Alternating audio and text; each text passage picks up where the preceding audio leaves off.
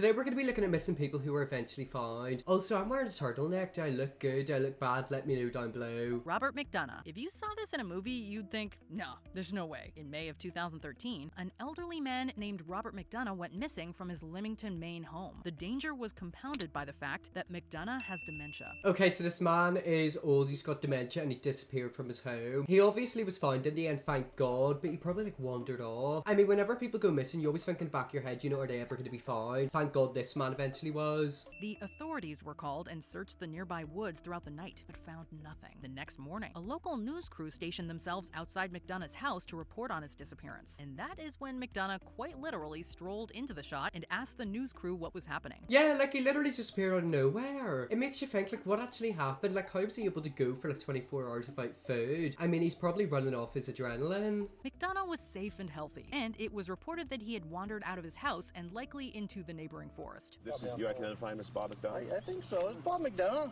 Yeah. He looks a lot like a Watch guy. yourself, Yeah. watch yourself. Yeah. I mean, it's great that he was found in the end, but yet again, like, where did he actually go? Maybe he was on like a mission. I'm assuming it was due to like his dementia, but like it's quite crazy how someone can literally just walk out, like disappear, and then come back again. Timothy Carney. A young New Jersey man named Timothy Carney went missing in September of 2004 after calling his employer and telling him that he would be late for work. That night, Carney's empty vehicle was discovered near Newark. His parents searched years for their son, and he was finally found safe on September 23rd, 2011. Okay, so he disappeared in 2004 and he was found in 2011. How many years is that? Like 7 years? That's like a long time. I wonder what happened with him. Unfortunately, not much information was given regarding his situation. Carney's parents believe that he was influenced by a religious organization known as the Gospel Outreach to abandon all contact with his family. Okay, so they think it was basically like a religious group. I mean, thinking about it now, that could be like a lot of situations for missing people. Oh my god, I've never thought about that before, because I feel like a lot of times whenever someone goes missing, people usually assume they've been killed or, you know, they've went and ended their life. But maybe some of them join like religious groups. That's all we've seen about that one, but that's quite crazy. So he was with a religious group and they knew that he was alive the whole time, but his parents didn't. Yeah, I don't agree with that. That's like cruel, isn't it? You have to be careful about religion because there's some crazies out there. Carlos de Salazar. A Spanish doctor by the name of Carlos Sanchez Ortiz de Salazar disappeared from the city of Seville in 1996. The story goes that de Salazar was severely depressed and fled his home country to begin a new life elsewhere. There was no further news, and de Salazar was even declared legally dead in 2010. Oh my god, yeah, imagine someone's like been missing for so long they're declared like legally dead. Oh, I would hate that. Like, imagine being a family member and like someone you love has literally disappeared, you don't know where they are, and then they say, yeah, he's probably dead. How does someone even go missing? Like, I don't understand. You would think now that with all the resources and technology that we have, we'd be able to find people, but nope, they can still disappear. 5 years after that, mushroom pickers found de Salazar living in the woods of Tuscany, Italy. Oh, okay, so he's in a completely new country in the woods. What went on there? They did mention that he was depressed, maybe has like severe mental health issues. De Salazar told them who he was and proved it by showing them some documents. Photos of these documents were later shared with a missing persons organization. Unfortunately, this story has a frustratingly ambiguous ending. After being found, de Salazar had taken down his makeshift home and once again fled into the wilderness to be on his own. Okay, so he basically did leave his family behind to start a new life. He was found and then he disappeared again. At that point, it's probably best just to let him go and, you know, live on his own. I mean, that's so upsetting for the family because obviously, you know, they want to get in communication with him and, you know, bring him home. But at the end of the day, if he doesn't want to do that, then he doesn't have to. Jan Broberg. Today, Jan Broberg felt is a professional actress. Unfortunately, Broberg suffered a harrowing childhood that involved multiple kidnappings. Back in 1972, Broberg's parents met the Berchtold family through church. Broberg quickly developed a father-daughter relationship with Robert Berchtold. I think I've heard of this story before. If I am correct, this dad basically kidnapped her. Unfortunately, Berchtold kidnapped Broberg and took her to his trailer home in Mexico. She was eventually rescued, but then kidnapped again 2 years later, and the now teen proceeded to live with Berchtold in California for 4 months. So yeah, basically she was kidnapped and then found and then kidnapped again. Yet again, it's quite crazy how someone can have so much power over you. Obviously the father did have a lot of power, he was very controlling. I've also noticed a lot of the times people use religion as a shield for their evilness. Some of the most evil people in the history or people you will know will probably be religious people. Most religious people are lovely. There are people out there who are very evil and they kind of like use their religion as like a shield where it's like, oh look, you know, I've done all these good things, but you know, if I abuse this girl or do this, you know, it's not that bad because I've done more good things. It's quite crazy, isn't it? That's why you always have to be careful. Not like around religious people, but you know, just anyone in general, be very careful and wary. She was eventually rescued by the FBI, and her story was later turned into the Netflix documentary Abducted in Plain Sight. That's where I seen it from, Abducted in Plain Sight. I remember hearing that. I swear there was also a lot more dark stuff in it to do with, how can I say it? SA. I'm not completely sure because I haven't watched it in a long time, but I do remember watching it. Petra Pashitka.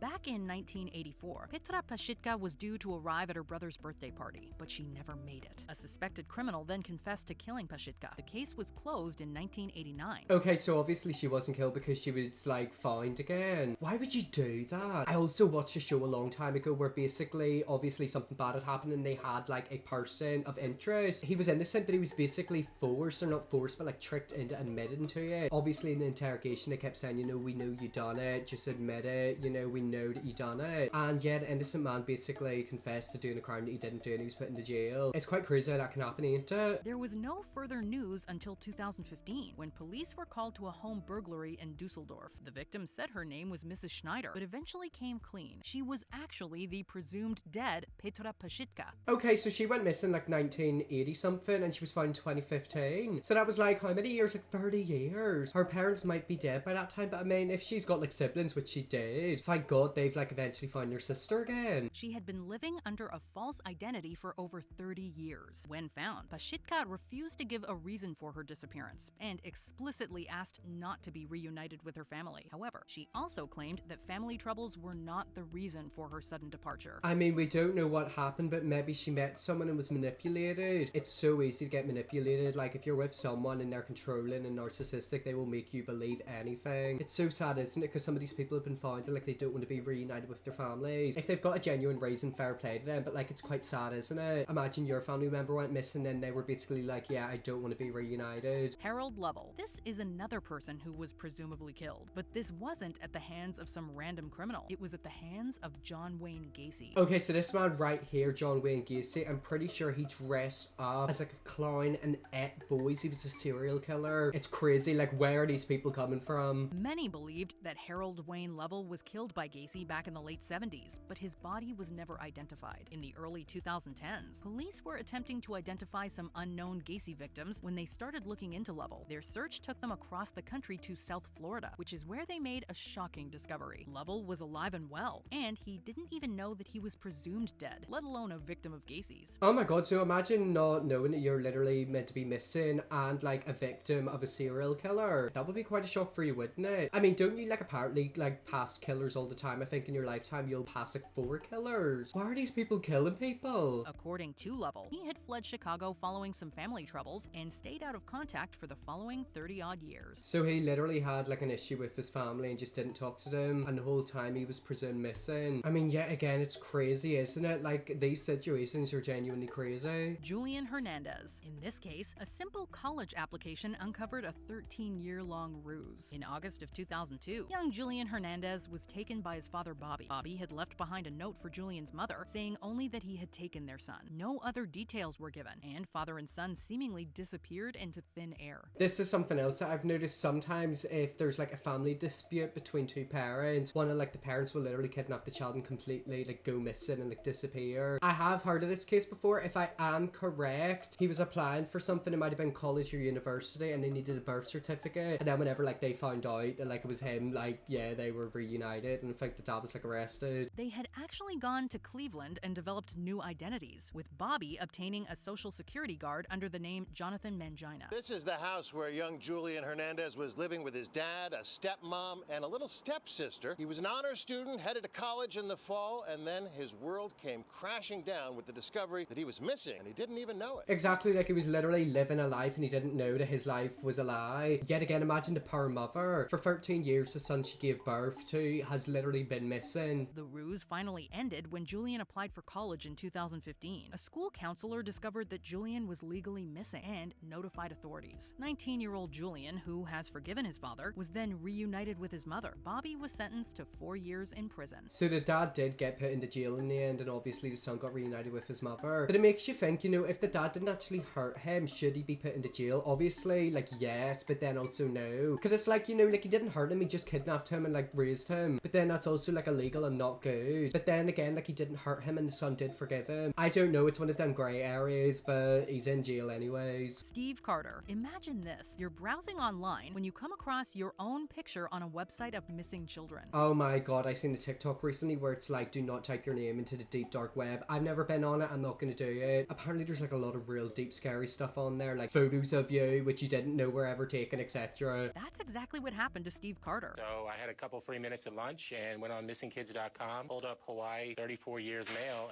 and lo and behold, that was the picture that came up. So he went onto a missing website. Should I maybe do that? I mean, actually I'm not, because like imagine I'm like literally missing. Anyone could be, think of it. If like you literally were like kidnapped as a baby, you wouldn't know any better, would you? After reading about a kidnapping, Carter found himself on the National Center for Missing and Exploited Children's page, after which he saw an age progression photo of a missing child. He thought that the grown man's face bore a startling resemblance to his own, so he contacted the police and they got to work. To see yourself and to realize that, you know what, people have been looking for you for that long, I was shell-shocked. It's crazy, he literally fixed his own missing person case. If he didn't go onto that website that specific time or day, like he wouldn't have solved the case. It's quite crazy time is, isn't it? Turns out that Steve Carter was actually Marks Barnes, and he had gone missing over 30 years earlier after going for a walk with his mother. It's believed that Carter's mother took him to an orphanage and put him up for adoption under a false name. She then disappeared herself, leaving behind many frustrating questions. Okay, so he was put up for adoption and his mother disappeared, but where's his mother? I always feel really